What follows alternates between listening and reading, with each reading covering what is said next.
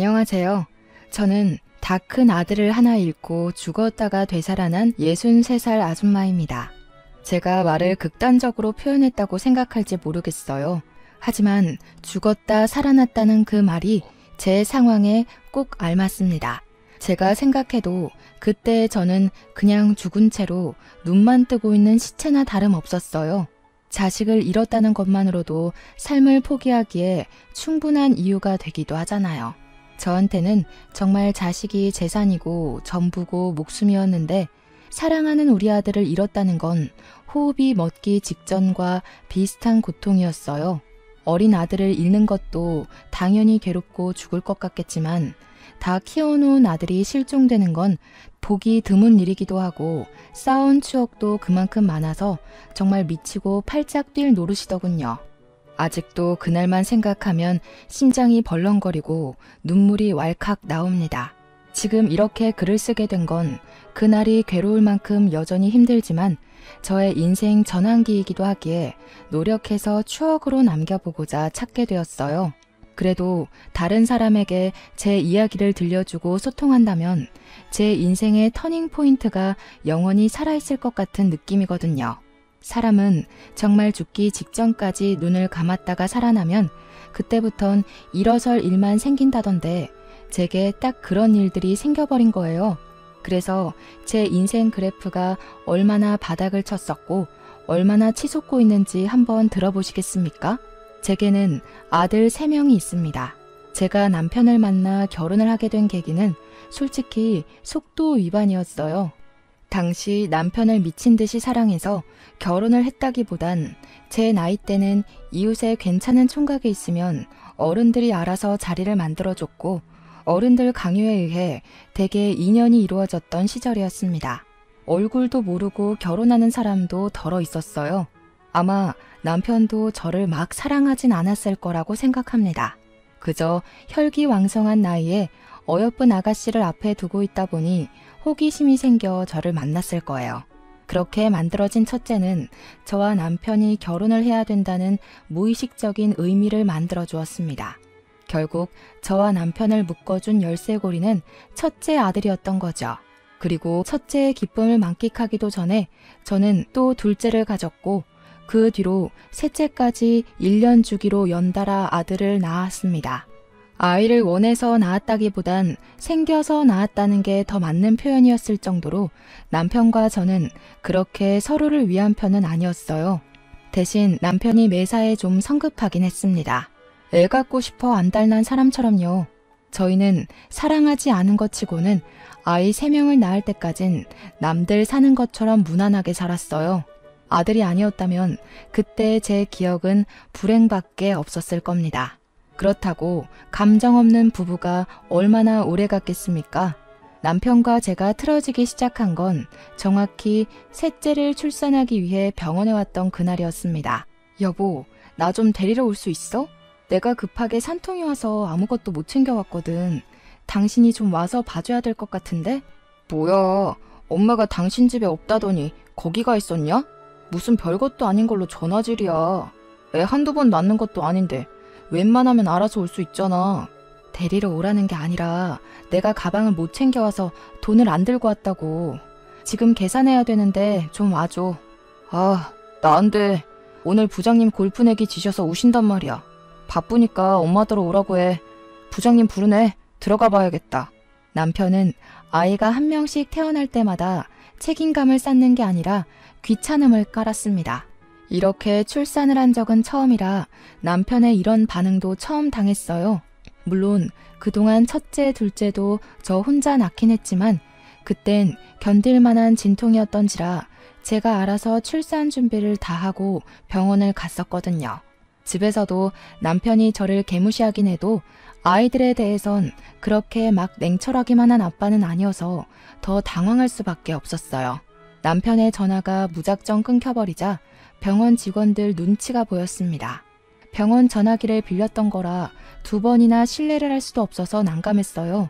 그런데 그때 대기석에 계속 앉아있던 아저씨 한 분이 제게 다가오더라고요. 부인 출산 때문에 온 것 같았습니다. 전화하는 내내 그분에게서 시선이 오는 것 같긴 했으나 제가 쪽팔려서 애써 외면했거든요. 그러나 직원들까지 제 사정을 눈치챘을 정도로 저랑 남편의 대화가 안 좋았기에 아저씨 또한 제 입장이 난처해졌다는 걸 알았나 봅니다.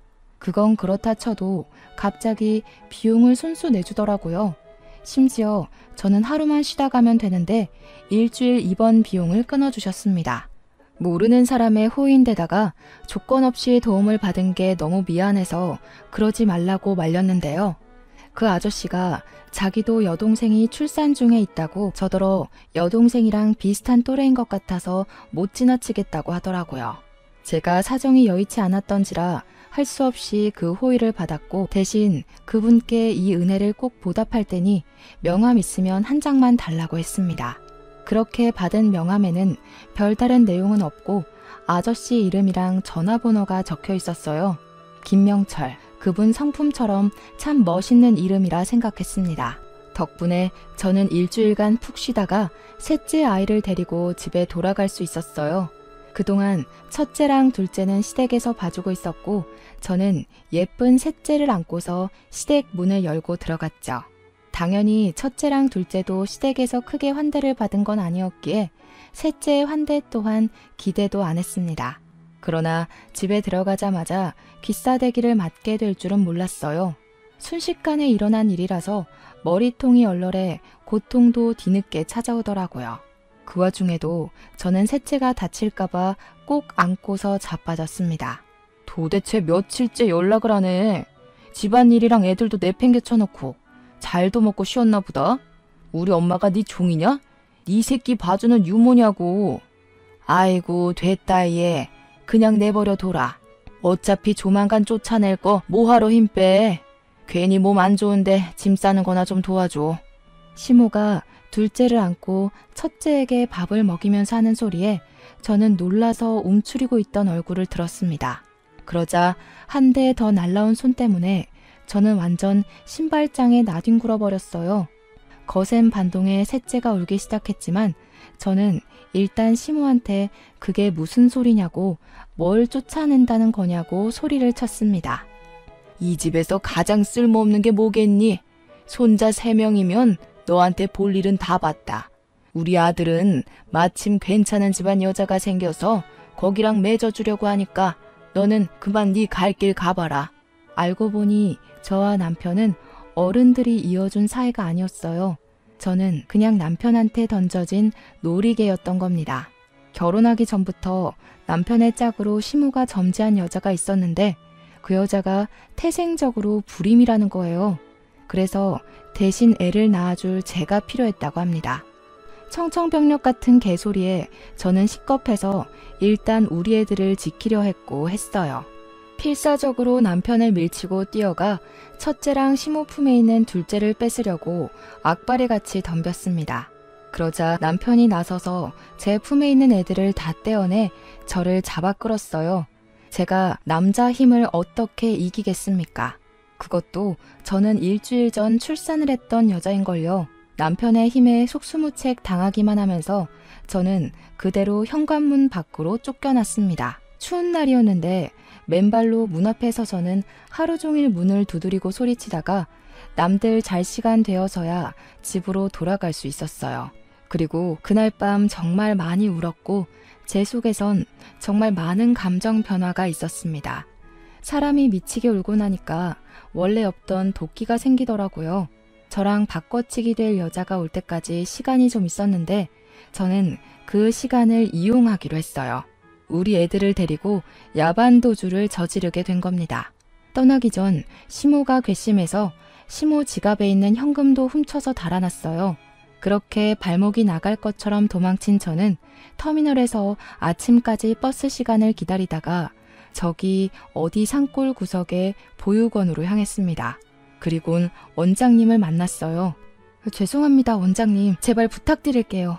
면목 없지만 정말 굳은 일이라도 뭐든 할 테니 저희 좀 도와주세요. 가진 돈도 없어서 정말 갈 데가 없어요. 다행히도 보육원 원장님은 굉장히 곱상하고 좋은 사람이었습니다. 제가 무릎 꿇고 울면서 사정하는 걸 보곤 같이 무릎을 꿇어주면서 저를 먼저 다독여 주었어요. 정말 많이 힘들었겠어요. 원장님한테서 처음 들은 말은 그거였어요. 단순한 그 말이 저의 불안했던 마음을 전부 녹여주었습니다. 원장님은 생각보다 흔쾌히 저희를 받아주었고 저는 보육원에서 주방 일을 하며 돈을 벌 기회를 얻었습니다. 우리 애들도 같이 보육원 애들과 함께 어울려 키울 수 있게 되었어요. 셋째를 낳을 때도 제게 은인이 한 분 계셨는데 또 극한의 상황에서 제게 은인이 나타나니 아직 신은 존재할지 모른다는 생각이 들었습니다. 그런 말 있잖아요. 신은 딱 견딜 만큼의 고통만 주고 그 다음 보상을 내린다고요. 제가 제때제때 보상을 잘 받았던 것 같아요. 정말 평생 고마워해야 할 기억이라고 생각합니다. 하지만 한편으로 원망스럽기도 했던 건 보상이 주어지긴 하나 언제 또 고통을 내려줄지 모른다는 불안이 기다리고 있다는 거였어요. 그 불안은 시간이 얼마 지나지 않아 제게 또 닥치게 되는데요. 어느덧 애들이 쑥쑥 커서 첫째가 벌써 고등학교 입학을 해야 할 때가 왔어요. 그런데 여기 보육원이 고등학교 입학할 때가 되면 타지로 가야 된다고 하더라고요. 주위에 중학교는 분교처럼 있어도 고등학교는 자체가 없기 때문이었습니다. 할 수 없이 아이 학력을 위해서 저는 애를 타지로 보낼 수밖에 없었어요. 차마 기숙사 생활까진 시키기가 불안해서 저는 첫째에게 돈을 쥐어주며 버스 타고 통학할 수 있겠냐고 물었습니다. 첫째는 참 기특하고 효심이 깊은 아이예요. 제가 자신 때문에 불안해한다는 걸 알고 늘 제 마음이 편할 수 있도록 제 뜻에 따라 선뜻 나서주는 아이였습니다. 그러니 버스 타고 50분이나 걸리는 그 무리한 통학도 제 마음 생각해서 흔쾌히 수락해 주었죠. 아무래도 매일 눈앞에 보이던 아들이 하나 없으니까 걱정이 엄청 되더라고요. 멀찍이 학교를 다니는 첫째가 아들 셋 중에서 유일하게 먼저 울타리 밖을 나간 자식이니 당연히 그럴 수밖에 없지 않겠습니까? 그래서 아들 등하원 시간을 체크해 항상 마중하고 배웅을 했습니다. 점점 아들의 고등학교 생활이 익숙해지고 첫째의 성실하고 착실한 태도가 지속되니 제 마음에 점점 안정이 찾아왔어요. 저는 그제야 마음을 놓고 아들과 웃으면서 인사할 수 있었죠. 하지만 그 안심도 잠깐이었죠. 제가 큰 불안이 다시 찾아왔다고 말씀드린 거 기억하시나요? 그 불안이 바로 우리 첫째 아이에게서 비롯됐죠. 제가 결국 첫째를 잃게 되는 날을 맞게 된 거예요. 어느 날이었어요. 매일 똑같은 시간에 도착을 했던 애인데 이상하게도 그날따라 첫째가 늦는 겁니다. 그땐 휴대폰도 없었던 때라 아들에게 연락할 방도가 없었어요. 그저 자정이 넘도록 집을 안 오는 첫째 때문에 저는 보육원 밖에서 전전긍긍하였고 뒤늦게 학교로 전화를 해봤지만 너무 시간이 늦은지라 받는 사람이 없었습니다. 제가 할 수 있는 일은 그저 보육원 마당에서 가슴을 떨며 첫째를 기다리는 것밖엔 없었어요. 하지만 제 간절한 바람과 다르게 새벽이 다 지나 동이 틀 때까지도 첫째는 나타나지 않습니다. 결국 다리에 힘이 풀린 저는 주저앉고 오열했죠. 저 때문에 그 당시 보육원 분위기가 무섭게 가라앉았었습니다. 아이들도 보고 있는데 제가 정신 못 차리고 무너져서 울고만 있자 아이들도 저를 많이 걱정하더라고요. 당연히 우리 둘째, 셋째도 저를 보고 있었겠죠.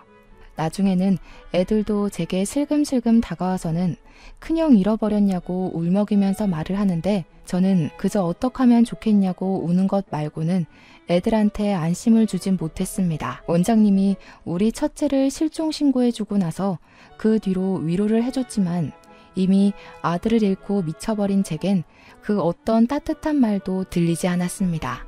그때부터 저는 일도 못했고 사춘기 시절이라 중요한 시기를 보내고 있는 둘째, 셋째도 못 돌봐줬어요.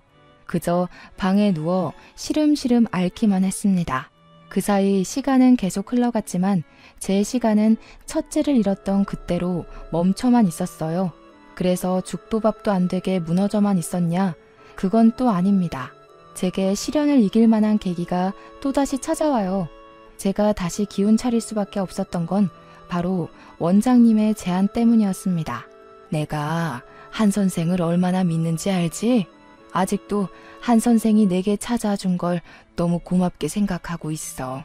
나 여기 보육원 30대 때부터 시작해서 정말 아끼며 키워온 거야. 그래서 물려줄 때도 내가 아끼는 사람한테 주고 싶다고 생각하고 있었거든. 나한테는 한 선생이 그런 사람이야. 그러니 이걸 한 선생이 이어서 받아줬으면 좋겠는데, 저는 그동안 원장님 권유로 사회복지 1급 자격증, 아동 관련 자격증 등등을 공부해서 자격증을 소지하고 있었고, 원장님 말대로 혹시 어디 가서라도 경제생활에 문제없도록 앞날을 대비해 놨었습니다. 그게 원장님의 조언이었고, 뭘 잘 모르는 제게 알려주신 살아가는 방법들이었어요. 그런데 알고 보니 그게 그런 뜻이 아니었더라고요. 원장님이 제게 자기 자리를 내주려고 그동안 저를 준비시켰던 거였어요. 그리고 저는 그 제안을 받은 날 원장님에게 시간이 얼마 없다는 것까지 듣게 되었습니다. 원장님한테 차를 대접받으면서 들은 건데, 원장님은 나이 때문에 병이 찾아와 암에 걸리셨다고 했어요. 이미 손쓸 수 없는 말기여서 항암 치료는 포기했고 다음 주에 호스피스 병원에 입원을 한다고 합니다. 그 소리를 듣고 제 가슴이 또 얼마나 사무치게 아프던지, 하나를 얻으려면 하나를 잃어야 하고 하나를 잃게 되면 또 하나를 얻게 된다는 게 삶의 이치라는 거 잘 알고 있었어요. 하지만 그 과정이 너무 고통스러웠습니다. 그렇게 원장님은 끝까지 이악 물고 힘내서 보육원 아이들과 작별 시간을 보냈고 제게 인수인계를 해주다가 병원으로 가셨어요. 다행히 호스피스라서 병원이 같은 산골 지역에는 있더라고요. 저는 그렇게 원장님 가시는 날까지 보육원과 병원으로 가면서 곁을 지켜드렸습니다.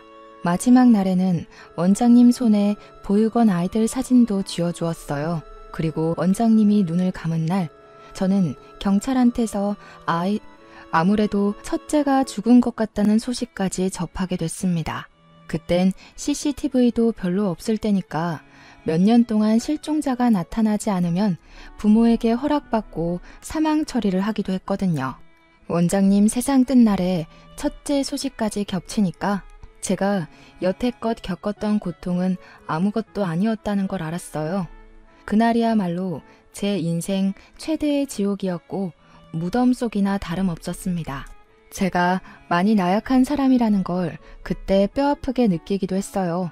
하지만 제가 마냥 이 잘못 없는 아이들을 두고 좌절만 하고 있을 순 없지 않습니까?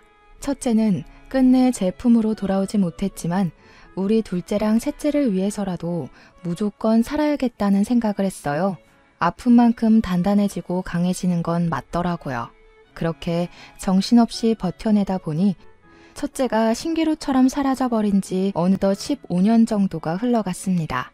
우리 아들 둘은 벌써 성인이 되어 다 직장 생활을 하게 되었고 일주일에 한 번씩 보육원에 와서 아이들이랑 놀아주는 봉사를 자처하며 지내고 있었어요. 그날도 마찬가지였는데 그날은 또 날씨까지 좋아서 모두가 마당을 뛰어노느라 땀 범벅이 되어갔습니다.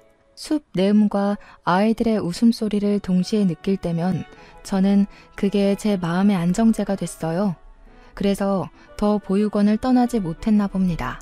땀을 흘린 아이들에게 시원한 비빔면을 해주는 게 좋을 것 같아서 주방 선생님과 아동 지도 선생님들께 따로 부탁을 했습니다.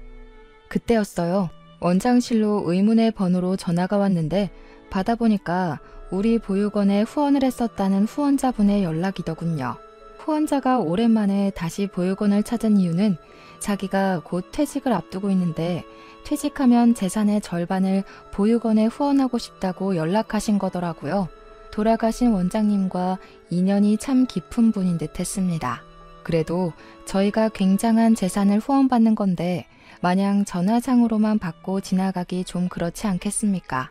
원장님도 후원자분들에게 늘 상냥하고 최선을 다하시는 분이셨거든요. 내 돈을 그냥 주는 건 절대 쉬운 마음이 아니라고. 원장님은 항상 후원자분들의 시간과 마음을 그 가치만큼 높여서 존중해 주었습니다. 그래서 저도 후원자분께 너무 감사한다고 시간 나면 들러달라고 꼭 부탁했죠. 그렇잖아도 보육원 사정이 여의치가 않아서 부식된 인테리어들을 겨우겨우 고쳐가며 관리했는데 후원자 덕분에 싹 리모델링을 할 수 있겠더라고요. 너무 감사했고 덕분에 한숨 돌릴 수 있었습니다. 바쁘신 분일 수도 있는데 이대로 오기만을 기다리는 것보단 작은 보답이라도 해주는 게 좋을 것 같아서 저는 후원자 파일을 찾아봤어요. 과거에 후원했던 분이니 분명 이력이 남아있을 거라고 생각했거든요. 전화번호랑 이름은 쉽게 찾을 수 있었어요. 자음순으로 정리되어 있었거든요. 그 후원자분이 김시성이라서 거의 명단 위쪽에 있었습니다. 그런데요, 제가 그 이름을 보자마자 순간적으로 손가락을 멈칫해버렸지 뭡니까? 김명철. 분명 제가 확인한 전화번호의 이름이 그렇게 적혀 있었습니다. 이분 이름은 절대 잊지 못했어요. 제게 첫 번째 은인이니까요. 한데 왜 이분 이름이 여기에 있는 건지, 동명이인인 걸까? 그렇게 생각하고 있는 순간이었습니다. 그때 제 아들 둘이서 다급하게 엄마 하고 소리를 치며 들이닥쳤어요. 너무 성급한 목소리길래 혹시 우리 원 애들이라도 다친 줄 알고 놀라서 얼른 나가보았습니다. 큰형 이름으로 편지가 날라왔어. 방금 우체국 아저씨가 주고 가셨는데 보내는 이에는 형 이름만 적혀있고 받는 사람이 엄마야. 애들 말을 듣는데 순간적으로 심장이 쿵 내려앉았습니다. 편지를 들고 있던 막내가 저를 걱정하면서 그것을 내밀었는데요. 떨리는 손으로 그 편지를 받아보니 봉투에는 정말로 우리 첫째 아이 이름이 적혀 있더라고요. 그런데요, 저는 그게 전혀 애타지가 않았습니다. 오히려 그걸 보자마자 우라가 치밀었어요. 제 아들은 이미 죽어서 제가 따로 장례도 조촐하게 치렀고 15년째 제사도 지내고 있었습니다. 차마 사망 신고는 못했지만 그렇게 아들을 천천히 보내주다가 제가 과거처럼 아들을 웃으면서 배웅해 줄 수 있을 때 그때 사망 신고를 하려고 계속 미루고 있었어요. 그러니까 제 말은 첫째 이름으로 날라온 이 편지는 거짓이라는 겁니다. 그 순간 잠자고 있던 저의 슬픔이 가슴 속부터 끌어올랐어요. 누군가 제 아들의 죽음으로 장난질을 했다는 생각에 화가 나서 그 편지를 다 찢어 발겼습니다. 어떤 놈들이 남의 속 뒤집어 놓으려고 수작을 부리는 거야. 왜 내 아들을 2번 죽여? 왜 겨우 이악 물고 살아가고 있는 나를 건드리냐고. 제발 나 좀 내버려둬 좀. 저는 울분을 토하면서 편지를 다 찢어버리고 그대로 주저앉아 무릎에 얼굴을 묻었습니다. 첫째를 잃은 슬픔은 세월이 지났다고 해서 반쪽이 되지는 않더라고요. 그냥 일렁이지 않고 잠자고 있을 뿐인 거였어요. 그러니 제가 또 금세 이렇게 미어지는 심장을 움켜쥐고 운 거 아니겠습니까? 그렇게 또 반 정신 나간 상태로 일주일을 지새며 그 장난 편지를 겨우 기억 속 저편으로 묻어갔어요. 그런데 도대체 저한테 왜 이러는 건지 똑같은 편지가 또 날라온 겁니다. 미쳐버리는 줄 알았습니다. 당장 그 사람을 찾아내 숨통을 끊어버리고 싶은 분노까지 차올랐어요. 그래서 이번에는 경찰까지 신고해서 장난질하는 사람의 정체를 찾을까 했지만 둘째가 제게 편지를 주기 전에 먼저 뜯어서 읽어보더니 엉뚱한 말을 하는 바람에 모든 생각을 잊었습니다. 엄마, 나도 말도 안 되는 소리란 거 아는데 이거 아무래도 형 글씨체 맞는 것 같아. 내가 형한테 과외받아서 형 글씨 제일 잘 알잖아. 혹시 형 안 죽은 게 아닐까? 형 시신도 어디 있는지 모르고 사실 죽은 게 아니라 행방불명인 거잖아. 너까지 왜 이래? 엄마가 얼마나 힘들게 지내왔는지 몰라서 그런 소리를 해? 너희까지 이러면 엄마 진짜 숨 못 쉬어. 제발 엄마 좀 도와줘, 응? 제가 아무리 호소를 하여도 아들 둘은 편지 뜯어보는 데만 정신이 팔려 있었습니다. 평소 제 말에는 귀를 쫑긋 세우며 잘 들어주던 아들들인데 그날만큼은 제 말을 아예 들은 채를 안 했어요. 그러면서 아까 했던 말, 첫째 필기체 같단 소리만 계속 반복하길래 더 이상 못 보겠어서 저는 애들한테 아예 돌아서 버렸습니다. 너무 슬퍼서 머리까지 터질 지경으로 아팠으니까요. 그런데 이제는 막내가 원장실 서랍에서 첫째가 썼던 노트까지 하나 챙겨오더니 편지랑 비교를 해보더라고요. 그 노트는 제가 차마 태우지 못한 아들의 물건 중 하나였습니다. 고등학교 입학하기 전 아들이 공부한다고 썼던 노트거든요. 제발 그만했으면 좋겠는데 이젠 더 이상 희망 고문 당하고 싶지도 않고 또 실망하며 무너지고 싶지도 않아서 제발 애들이 멈춰주길 바랐습니다. 하지만 그때 아들 둘이서 노트랑 편지를 비교하다가 큰 함성을 내지르며 유난을 떨길래 다시 한번 쳐다봤어요. 애들이 이것 좀 보라면서 제 앞으로 내밀었는데 애들 말대로 정말 편지랑 노트의 글씨체가 똑같은 거 아니겠어요? 편지가 약간 더 정숙한 느낌은 났지만 동그라미를 뻗치게 쓰는 모양새가 정말 복사본처럼 그대로더라고요. 그 순간 저는 충격을 받아서 아무 말도 못했고 제 눈으로 확인까지 했음에도 그저 저건 착각일 거라고 절대 기대를 하면 안 된다고 끝까지 물러섰습니다. 편지에는 여전히 보내니 주소지는 없었어요. 아들 이름만 기재되어 있었죠. 그리고 용기 내서 읽은 편지 내용에는 이제 모든 걸 끝냈으니 엄마에게 돌아가겠다는 말이 적혀 있었습니다. 그리고 미안하다는 말까지요. 그렇게 며칠 동안 편지만 반복해서 읽으며 대체 이게 뭘까 진지하게 마주해봤습니다. 그리곤 저에게 정말 믿을 수 없는 기상천외의 일이 발생하고 말아요. 잠깐 지도 선생님들이 맡겨놓고 간 아동일지를 정리 중이었는데요. 순간 어디서 엄마 하는 소리가 어디서 들리는 겁니다. 제 몸의 온 세포가 반응할 만큼 익숙한 우리 아들의 목소리였지만 당연히 제가 착각한 거라고 생각했어요. 오늘 우리 둘째랑 셋째가 왔던가? 아, 오늘 안 온다고 했지. 그저 이 정도의 생각만 하고 그쳤습니다. 그런데 다시 한 번 더 엄마 소리가 들리더라고요. 처음은 한청이라 생각하고 넘길 수 있었지만 두 번째로 들리는 목소리는 확인도 하기 전에 제 눈물샘을 자극했습니다. 돌아보지도 못한 저는 들고 있던 볼펜을 떨구었어요. 엄마, 저 창민이에요. 오래 기다리게 해서 정말 죄송해요. 엄마한테는 정말 죽을 죄를 지었어요. 그 순간 저는 고개를 돌려 원장실 입구를 돌아봤습니다. 귀신도 아니고 환영도 아닌 죽은 줄만 알았던 우리 첫째가 원장실 눈앞에 우두커니 서 있더라고요. 숨이 막힐 정도로 놀라서 손이 떨렸고 저는 그대로 달려가 아들을 살폈습니다. 말도 안 된다. 네가 정말 내 아들이 맞는 거니? 창민이 맞아? 어머나 세상에. 어떻게 이럴 수가 있어. 어떻게 네가 이리 살아있는 거야? 아니야. 다 필요 없다. 정말 내 아들 맞네. 맞아. 내 아들이 살아있었구나. 죽지 않고 살아있었어. 저는 첫째를 붙잡고 같은 말을 반복하면서 계속 첫째 팔을 붙잡았습니다. 놀랍게도 정숙한 어른이 되어버린 그 총각은 제 아들이 맞더라고요. 몸이랑 키만 컸지 제 아들이 맞았어요. 이 꿈 같은 게 사실이라는 걸 실감하자마자 저는 첫째를 부둥켜 안고 한참 동안 울었습니다. 그리고 진정하고 난 뒤에야 그동안 어떻게 된 건지 첫째의 사정을 들을 수 있었는데요. 충격적이게도 첫째는 잠적을 한 그날 제 전 남편을 만났다고 했어요. 제 아들 입에서 그 인간 얘기가 나오자 바로 심장이 벌렁벌렁거리더라고요. 그래서 제 아들이 어떻게 전 남편을 알아봤냐면요. 아들이 버스를 타려고 기다리고 있다가 그 옆으로 줄지어 서 있는 택시에서 기사들이 내려가지고 수다를 떨고 있었대요. 그중 유독 얘기를 크게 떵떵거리며 말하는 아저씨가 하나 있었는데 그 아저씨 입에서 자기 이름뿐만 아니라 둘째, 셋째 이름까지 들었다는 겁니다. 그래서 첫째는 그 아저씨가 자기 아빠라는 걸 눈치챘다고 했어요.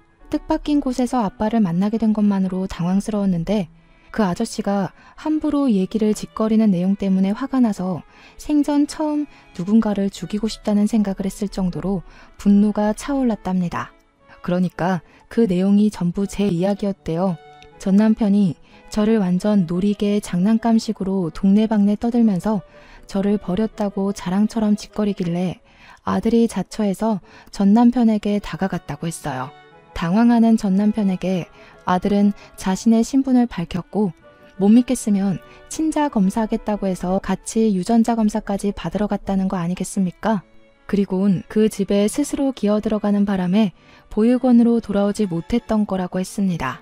도대체 왜 그랬어? 네 잘못이 아닌데 왜 네가 엄마를 대신해서 그 썩을 놈 집에 기어들어가? 엄마는 그게 더 가슴 아픈 건 몰라? 그러다 너까지 그놈 때문에 잘못되면 엄마 그땐 진짜 어떻게 살라고. 미안해 엄마. 나도 정신 차리고 보니까 내가 친자 검사를 하고 있더라. 너무 화가 나서 견딜 수가 없었어. 엄마가 우리 지켜내면서 사느라 얼마나 고생했는지 아는데 그 새끼는 엄마 욕하면서 엄마더러 어디 가서 굶어 죽었을 거라고 깔깔대잖아. 첫째는 제 과거를 자세히 알게 된 것도 참을 수 없었고 상상 이상으로 쓰레기인 친부 인격에 화가 치밀어서 복수하고 싶었다고 했습니다. 자기 본능대로 움직였더니 그 집에 제 발로 들어가는 상황까지 갔다고 해요. 그렇게 해서라도 친부를 망가뜨리고 싶었답니다. 거기에 신경 쓰면서 시간을 보냈다 보니 세월을 인지하지 못한 채 15년이 지나버렸다고 했어요. 그러면서 제 생각이 나긴 했다고 하는데도 저한테 연락을 못했던 건 괜히 제가 걱정할 걸 아니까 또 자기를 어떻게든 구하러 찾아올 걸 아니까 그냥 보고 싶은 거 참으면서 안 했대요. 대체 네가 무슨 힘이 있다고 그런 충동적인 짓을 저질렀어. 젊은 나이에 큰일이라도 나면 어쩌려고. 네 동생들도 네가 죽은 줄로만 알고 얼마나 방황했는데. 당연히 혼자 한 거 아니야. 엄마 말대로 내가 어렸는데 어떻게 그 악질 어른들을 해치웠겠어. 능력도 없고 돈도 없는 학생일 뿐이었는데. 그래서 고맙게도 내가 잘 해낼 수 있도록 도와준 분이 계셔. 도와준 분? 제가 이해를 못하고 있었는데 아들이 뒤를 돌아보면서 멀찍이 있는 누군가를 부르더라고요. 선생님하고 부르길래 아들 뒤편을 내다보니까 보육원 내부를 구경하면서 다가오는 남자가 하나 있었습니다. 근데 진짜 놀랍게도 그가 누군지는 물을 필요도 없는 사람이었어요. 저는 그 사람을 단번에 알아볼 수 있었습니다. 그 사람은 바로 우리 셋째를 낳은 날 산부인과 비용을 친히 지불해준 아저씨였거든요. 너무 놀라서 그 사람을 멀뚱히 바라보고 있는데 중후한 매력의 남자가 중후한 목소리를 내며 제게 악수를 건넸습니다. 그러면서 말했어요. 후원자 김명철입니다. 저희 어디서 본 적 있죠? 사정은 창민이한테 다 전해들었어요. 아이 공부 방해하면서 딴짓 시킨 건 아니니까 너무 염려 마세요. 우리 창민이 서울대 들어갔습니다. 어디서 익숙한 듯 했던 전화번호, 동명이인인 줄 알았던 이름과 전화선상으로 익숙했던 그 목소리, 역시나 제 과거의 은인이 맞았습니다. 저는 그 순간 입을 틀어막으며 숨을 멎었어요. 그리고 궁금한 게 너무 많았죠. 우선은 이 후원자분이 어떻게 우리 아들이랑 아는 사이인지가 가장 궁금했어요. 대체 어떤 사정이 겹치면 이렇게 우리 아들과 제 은인이 같이 저를 찾아올 수 있는 걸까요? 내 고등학교 담임 선생님이셔. 엄마랑 아는 사이인 줄은 몰랐는데 진짜 기가 막힌 인연이다. 그럼 셋째 이름이 설마 우리 담임 선생님 이름 따서 지은 거야? 쑥스럽게도 제 셋째 아들 이름이 명철입니다. 저를 살린 건 우리 애를 살린 거나 마찬가지라고 생각해서 당시 가장 어려웠던 순간 제게 빛이 되어준 은인의 이름과 똑같이 지었어요. 첫째가 그 사실을 발설하자 은인도 하하 웃으면서 그랬었냐고 그 정도로 감명 깊게 받아들여줘서 고맙다고 했습니다. 어쨌든 첫째의 말은 전 남편을 따라 이적했던 고등학교에서 은인을 담임으로 만났다고 했어요. 몰랐는데 우리 아들은 전 남편 강요 때문에 이름을 바꾸며 생활했더라고요. 그래서 경찰 측에서도 못 찾았던 것 같습니다. 은인이 우리 첫째의 고3 담임을 맡으면서 둘의 인연은 시작되었다고 했는데요.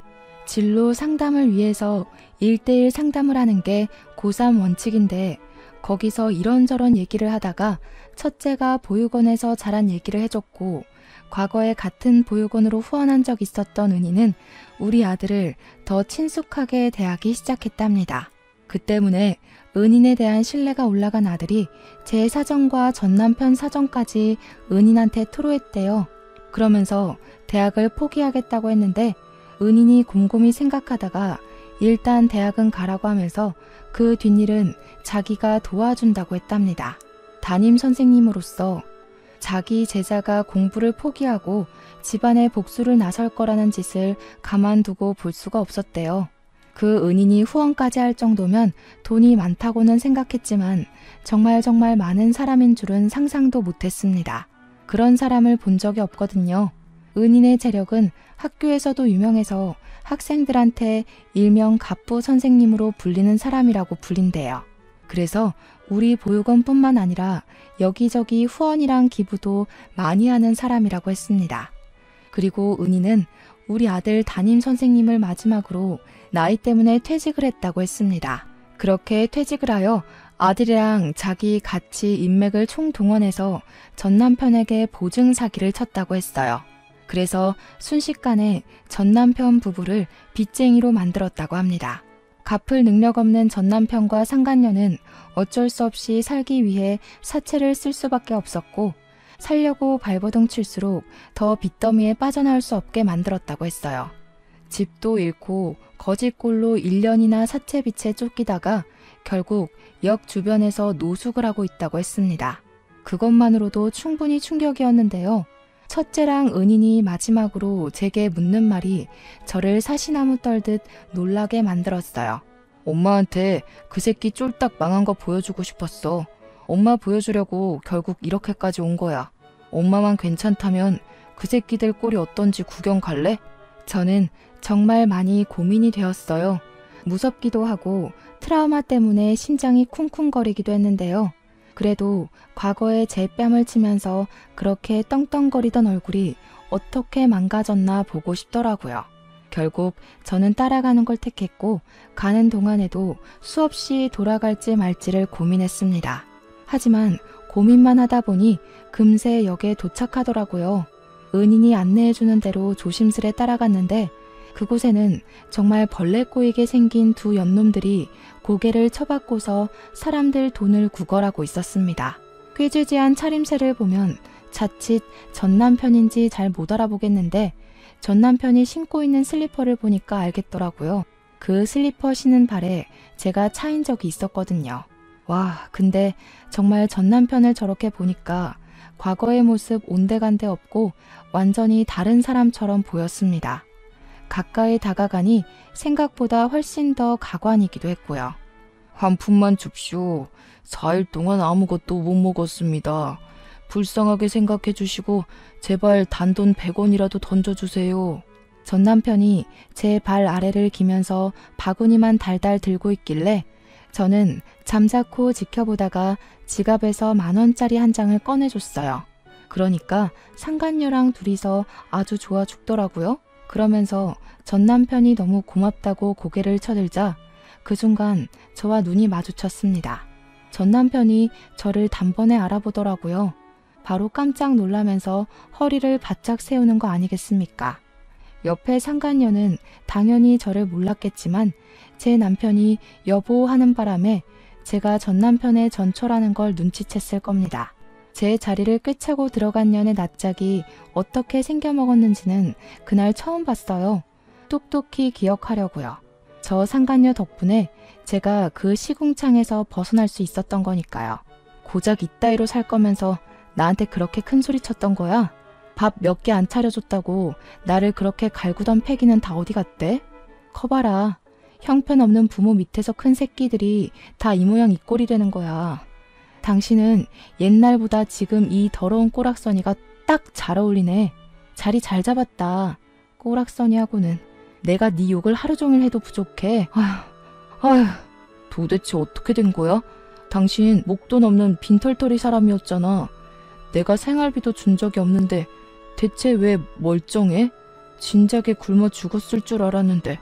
설마 너 우리 집 돈 훔쳤냐? 어쩐지 찝찝하다 했어. 내가 너한테 받을 게 있는 것 같은데. 그래, 뭐 눈에는 뭐만 보인다고. 돈 없으면 사채 끌어다 쓰는 것밖에 못하는 너랑은 내가 좀 다르거든. 나한테 받을 게 있는 건 기억하고 있나 봐? 나는 잠깐 잊고 있었는데. 고맙게도 너 때문에 갚을 게 생각났네. 저는 과거에 전 남편에게 귀싸대기 맞았던 기억을 떠올려 첫째가 들고 있던 걸 받아 쓰레기 봉투로 전 남편 귀싸대기를 날려버렸습니다. 우리 보육원에서 챙겨온 애들 기저귀 뭉치였기 때문에 제법 무게가 있었을 거예요. 그러니 4일 동안 먹은 것 없다는 전 남편이 바로 상간녀 쪽으로 쓰러져 버리더라고요. 한 명한테만 선물을 주면 옆에 있는 사람이 서운해하지 않겠습니까? 전 남편에게 똥기저귀 다 던져준 뒤 상간녀한테는 검은 봉지 하나 날려주었어요. 이런 쓰레기 같은 남자 옆에 붙어 있으려면 그 정도 가방은 들어야 어울리겠네요. 축하드려요. 남자 잘못 만나서 쓰레기꼴 난 거 뭐 끼리끼리겠지만 서로 사랑할 테니 눈물겹게 이겨내 보세요. 참, 어떤 사람이 짜장면 먹다 남은 거 저기 금연구역에 갖다 버리던데 살고 싶으면 그거라도 주워 먹던죠. 저는 더 이상 그 자리를 버티지 못하고 급하게 돌아섰습니다. 제가 나름 당당하게 그들 앞에서 떵떵거렸다고 하지만 사실 과거 트라우마 때문에 전 남편 존재가 여전히 무섭긴 했거든요. 그래도 제 곁을 지켜주는 은인과 우리 첫째가 있어서 그나마 그만큼의 용기를 낼 수 있었던 겁니다. 무사히 보육원으로 돌아온 저는 모든 걸 다 얻은 기분이었어요. 진심으로 걱정 없이 웃어본 게 얼마만인가 싶더라고요. 그런 적이 있긴 했나 싶었고요. 첫째를 찾았다는 소식을 제가 둘째, 셋째한테 보냈었는데 마침 애들도 먼저 와서 기다리고 있었습니다. 아들들은 가족 상봉을 하면서 부둥켜 안고 울었고 저는 다시 한 번 더 은인에게 감사 인사를 표했어요. 그리고 이건 의외의 인연이 되어버린 건데요. 제가 현재 은인인 분이랑 좋은 만남을 가지고 있습니다. 은인이 그날 이후로 보육원에 매일 찾아왔거든요. 말은 퇴직해서 할 게 없으니 애들한테 봉사하겠다는 핑계로 왔는데 정작 원장실에만 앉아서 저랑 자꾸 대화하려고 하는 게 아니겠습니까? 그래서 제가 단도직입적으로 나한테 관심 있냐고 물었더니 당황하더라고요. 그러면서 어떻게 알았냐고 티가 나냐고 하는 거 있죠? 원장일 하면서 애들 표정이나 몸짓 보고 마음 해석하며 살아온 지 수십 년이 되었는데 제가 그런 은인의 표정 하나 해석을 못할까요? 은인은 들킨 김에 제게 완전 고백을 해버리더군요. 아직 제게 연애는 조금 낯설지만 그래도 고맙게 찾아온 이 인연을 내치우고 싶진 않았습니다. 그래서 만났고 당연하게도 은희는 전 남편과 완전히 다르게 다정하고 따뜻해서 좋아요. 제가 가치 있는 사람이라는 걸 늘 증명해 주시거든요. 그래서 저는 아직까진 더 이상의 난관 없이 무탈하게 지내고 있습니다. 저를 지켜주는 든든한 내 남자 덕분에 미래로 나아가는 것도 두렵지 않아요. 우리 식구들만 있다면 저는 쭉 이렇게 행복한 보상만 받게 될지도 모르겠네요. 여기까지가 제 사연입니다. 확실히 흔한 이야기가 아닌 건 맞죠? 쓰는 내내 과거의 기억이 떠올라서 심호흡을 몇 번이고 들이마시길 반복했어요. 오랜만에 떠올리는 기억인데도 여전히 살떨리긴 하네요. 어쨌든 저는 이래요. 이렇게 살아요. 별일 없는 한 귀한 보육원 터 아래서 평생 숨내음 아이들 웃음소리 들으며 정신없이 살아볼 계획입니다. 아, 재혼까지도요. 그럼 다들 저보다 더 현명하고 지혜롭게 역경을 극복하는 사람이 되길 바라면서 이만 사연을 마치도록 하겠습니다. 고맙습니다.